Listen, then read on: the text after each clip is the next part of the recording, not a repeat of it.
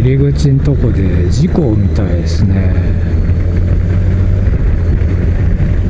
あ、大丈夫か。皆さんこんにちは。今日は、2022年5月2日月曜日。今時間は11時頃です。ちょっと風が強いんでね、風切るのであんま聞こえない可能性ありますけど、今日は帰省します。実家の浜松。だから西へとこれから行きますよ。はい、今日も120キロで飛ばしてきますよ。